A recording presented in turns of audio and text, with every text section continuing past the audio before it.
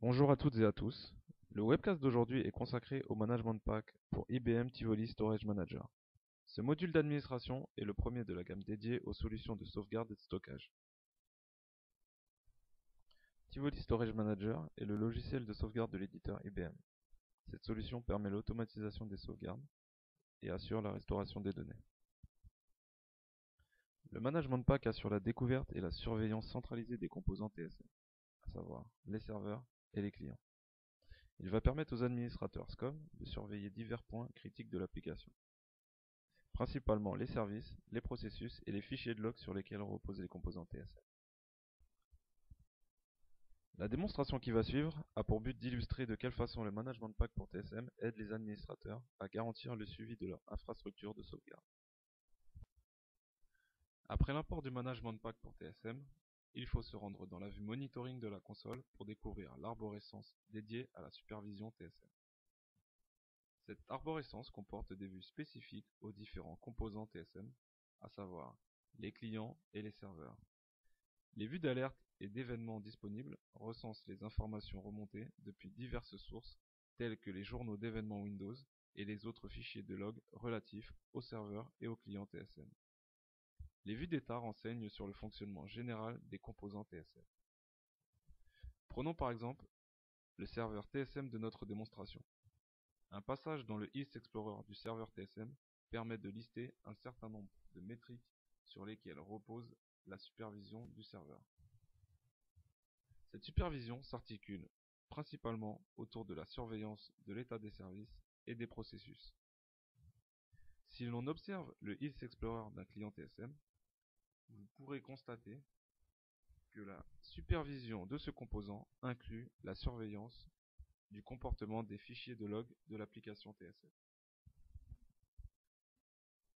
Nous allons maintenant observer le comportement du Management Pack dans le cas d'un plantage d'un des services du serveur TSM.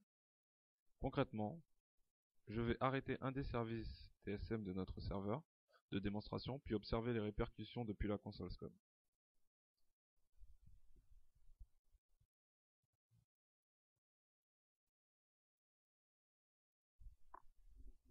Donc dans un premier temps, je vais me connecter à mon serveur TSM pour en arrêter le service qui s'appelle TSM Server 1, qui correspond à l'instance TSM de ce serveur. Donc j'arrête le service en question et je me replace dans la console SCOM afin de voir l'apparition de l'alerte. L'alerte a bien été remontée, indiquant l'instance TSM concernée et le service qui a été arrêté. Afin de clore cette présentation, je vais maintenant m'atteler à la résolution de cette alerte. Afin de faciliter les tâches d'administration liées aux composants TSM, nous avons intégré des tâches spécifiques telles que le redémarrage des services TSM ou encore l'accès aux fichiers de configuration TSM. Je vais donc me servir de la tâche de démarrage du service concerné et suivre la mise à jour de l'information. Comme vous pouvez l'observer, un certain nombre de tâches sont présentes sur le côté droit de l'écran, et donc je vais me servir de cette tâche Start TSM Server 1 Service. Cette tâche va me permettre de redémarrer automatiquement le service sur mon serveur TSM. Donc, je valide le formulaire.